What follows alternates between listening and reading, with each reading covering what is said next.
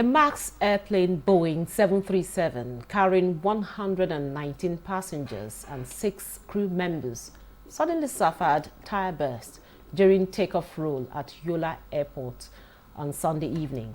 A statement by Nigerian Safety Investigation Bureau said the aircraft suffered the incident having been cleared for takeoff from Yola Airport in Adamawa State en route Abuja. He added that during the takeoff roll, a loud bang was heard, identified as the bursting of the rear gear tires. Initially, 2 tires burst while attempting to taxi off the runway. The remaining 2 tires also burst, rendering the aircraft completely disabled. No injuries were reported. An investigation is ongoing, prompting Nigerians to be concerned about safety issues in the nation's aviation industry. In a similar incident in 2021 and over a period of about 6 weeks, Azman Air Boeing 737 aircraft operating scheduled passenger flights were involved in 3 separate incidents, resulting in damage to the aircraft in each case with no loss of life, leading to the suspension of the operations. These and other cases are of great concern about Nigeria's aviation safety to stakeholders. The issues surrounding aviation safety is the focus of Nigeria today. Thanks for joining us. I am your carrier, Clinton.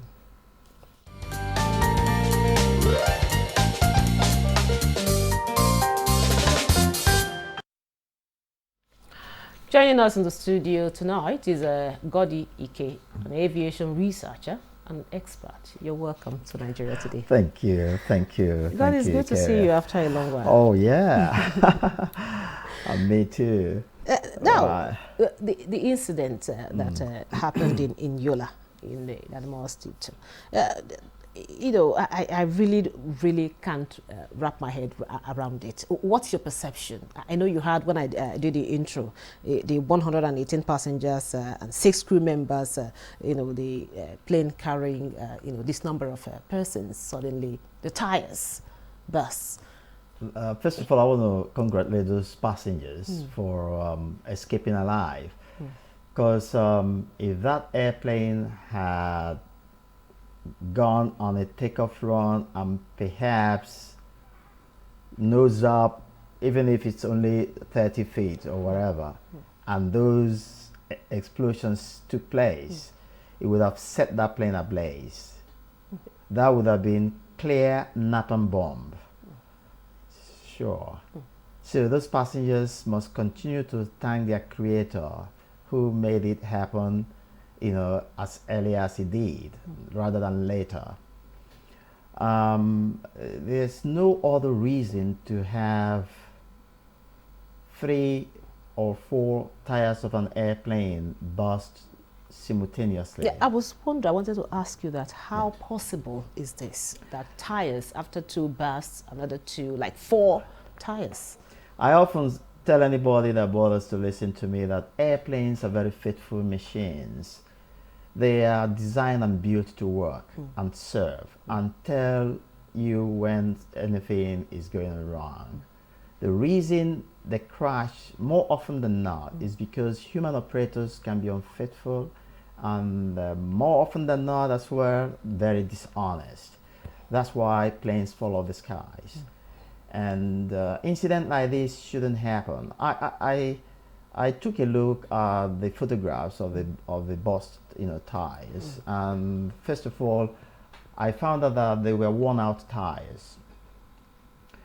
And it's not just that they were one-off that could have caused them to so simultaneously burst. The other thing that I think very seriously that happened there was that they had reason to gauge those tires and put some more air into them, rather than use the appropriate material required to pump, you know, passenger plane tires. They must have pumped in ordinary air into those tires rather than nitrogen. And I will urge NCAA officials who will be going to investigate those to start with, finding out if the airport or the airline had or still, has nitrogen in place, out there. That's a starting point. They must have fed those tires with ordinary air. And the reason it's recommended that nitrogen should be used is because of controlling the expansion, during high, temperature. The friction those tires suffer as they move on the weight of, the airplane with its passengers and the luggages and the rest of them, and the plane itself is huge burden on those tires. And so you don't want anything that can possibly create water on the inside, in which case, once there is high temperature, then expansion will take place, increasing the pressure in those tires.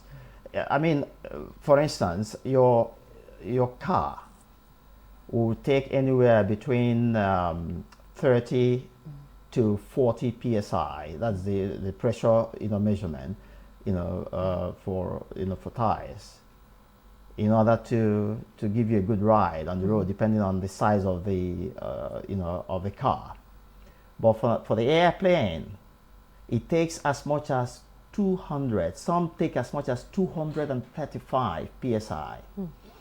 And so, if for any reason it goes, that is the pressure on the inside, goes way higher than that 200 to 235 psi, and it begins to approach 500, 600 psi, you have bumps in those tires. That's what they constitute, and that's why it's recommended that the material you need to add pressure to the tire is nitrogen, not ordinary air, because ordinary air would mix with the hydrogen in the ordinary air will mix with oxygen on the inside and create water, and then increase the pressure in the tire, and that's what you find. Once the tires are heated up, and I can imagine that perhaps when they wanted to make that movement, they probably had some high temperature there. I mean, I wasn't there, so I'm just imagining what could have caused that expansion. And so when the PSI rose to way beyond what the tires are designed for, they just have to explode. And I tell you what, if that explosion had taken place as soon as they got airborne, that would have been napalm bomb. It would have set those wings ablaze. Now, having heard what you said, it's a scary situation. Yeah, very scary. Very scary. Extremely dangerous. I must say, Godi, we've had some incidents in the past of some airplanes skidding off, veering off, and ending up in the field. And let me give you quickly on that. Yes. Because the photographs I saw of the tires that Max Air had, it made that airplane a candidate for what is known as hydroplaning.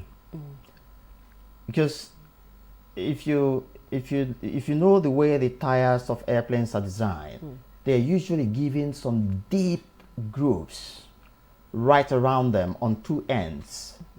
I mean, I'm talking about something like huge line, usually larger than that of the car. Okay. And there are usually two of them, one on the right and the other one on the left of the same tire. Yes. The job of those grooves is to displace water, especially now that we are in the rainy season, to displace water and keep the tire with good friction on the wrong way, so that if you're touching down and you need to stop the tires will have enough friction to bring the airplane to a stop. But without those grooves, like I saw, they were worn out tires, the grooves were not there anymore. It made those tires candidates for hydroplaning, which is a situation where there is nothing to displace the water on the runway. If it rained heavily and you had some water on the runway, those grooves would not be there to displace the water. So you find a situation where the tires now begin to float on top of water, like like boats and ships, sailing on water. And what follows? On touchdown, usually what pilots do is they engage what is known as reverse thrust. That is to say, changing the direction of the thrust of the engine. Usually, the jet engine pumps air backwards, and by action and reaction, equal and opposite, the ports that are attached, strongly and permanently to the body of the airplane will drive the plane forward. So in order to help slow down the plane, engineers, in their ingenuity, built in a process where that thrust is sent now forward in order to give a kind of backward movement to the aircraft. And all that does is to slow down the airplane and reduce the momentum of the airplane in order for the mechanical brakes to be able to stop the airplane. Okay. But where it's floating on top of water, mechanical brakes become useless. So they will inevitably overshoot the runway. No, Gordy, I can understand what you're trying to say, even though some of them are a little bit technical for me. I will tear them down to what the viewers will understand. Okay, yeah.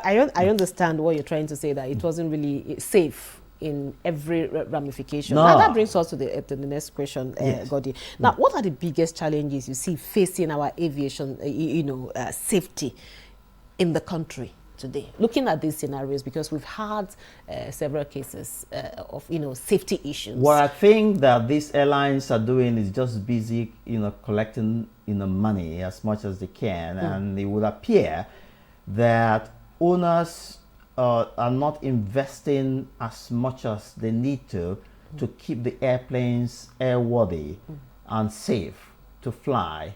It will seem that as they rake in all the cash that people are paying, where people now begin to pay over 100,000 for less than an hour flight and all this, and then a whole lot of people who can afford them are traveling, and then rather than invest the money back they probably are busy sending money elsewhere and not paying attention to maintenance of the airplanes and ensuring that the airplanes are as safe as they can be.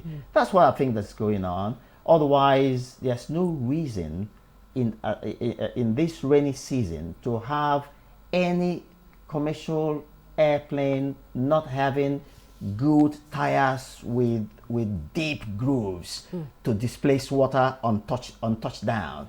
The tire I saw on the photograph published of the Max Air were worn out tires. Okay, thank you very much, Gordy. We'll come back to the regulatory agencies, what they are doing, right or what they are doing wrong. Now, we'll take a short break now and listen to some Nigerians on what they think about the aviation safety in Nigeria, as compiled by Thomas Ogbetere. Don't go away.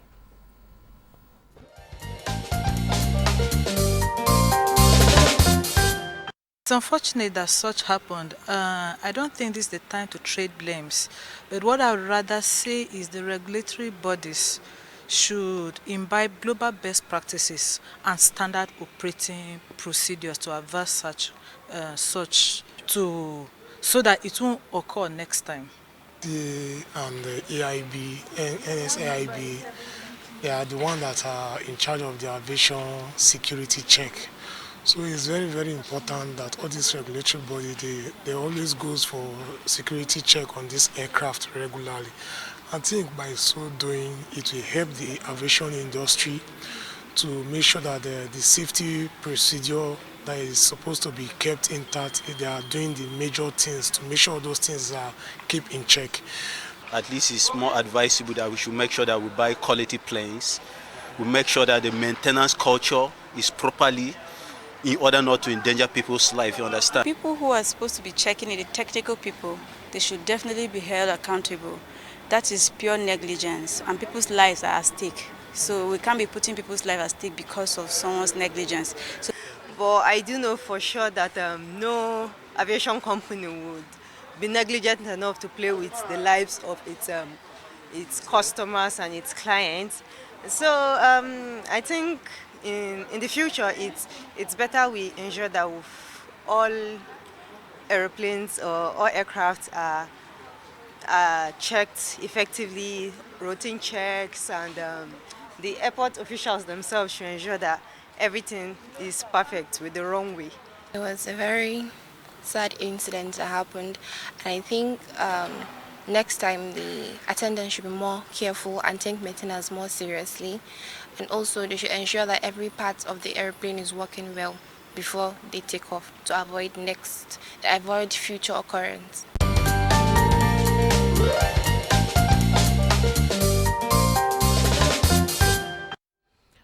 Welcome back. This is still Nigeria Today, and we're looking at aviation safety in Nigeria. And of course, I have here in the studio an aviation expert, a researcher, Godi Ike. Now, Godi, you had the reaction of people there. Somebody said pure negligence. Now, are we compromising on global standard procedure of ensuring basic safety? It would seem so. I need to have those hard-working individuals in NCAA really sit up and confront these airlines. It will appear they're, would I use the word respecting them too much, or would I say not paying enough attention to some of the excuses that they make for not really doing what's expected to be done in order to ensure that safety is given its position, because in aviation safety is number one, every other thing follows.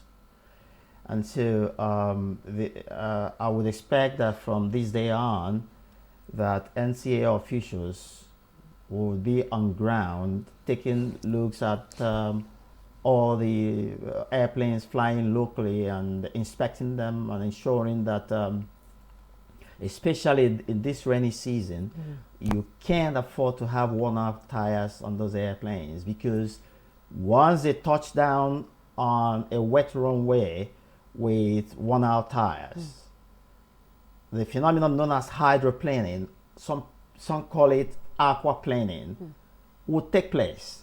And that airplane will overshoot the runway, and they're going to come back and tell you cock and bull stories about why they overshot the runway.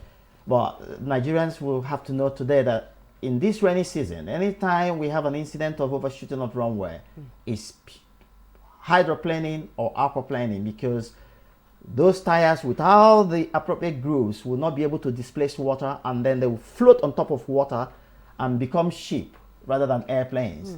And you're not going to use mechanical brakes, neither would you be able to use the reverse thrust of the engines to stop the airplane before the end of the runway.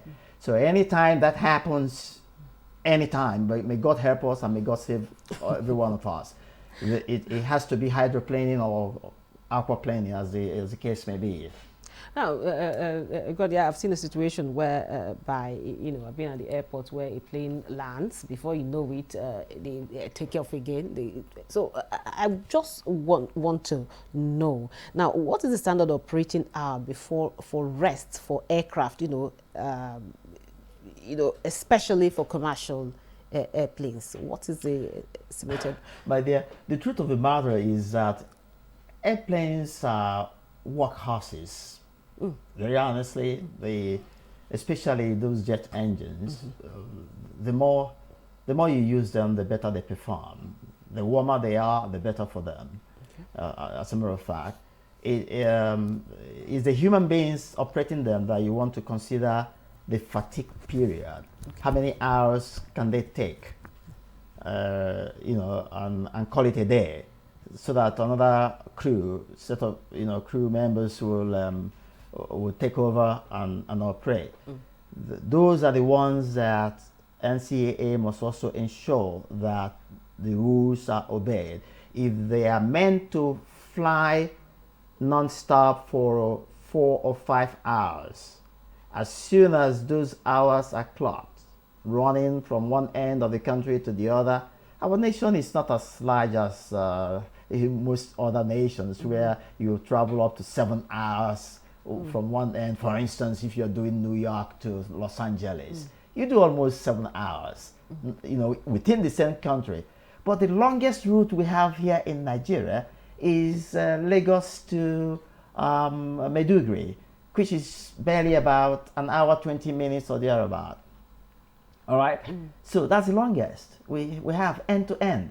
The rest of them are all 45 minutes, 50 minutes, 55 minutes, and all those. So NCAA has a business of setting the rules because of human nature. When a particular set of pilots and the other crew members, if they are set to be doing 5 hours, for instance, if it's a rule, NCAA must ensure that once they clock the 5 hours at whatever airport they land, they must be checked out of that airplane and put in the hotel to go and get some rest.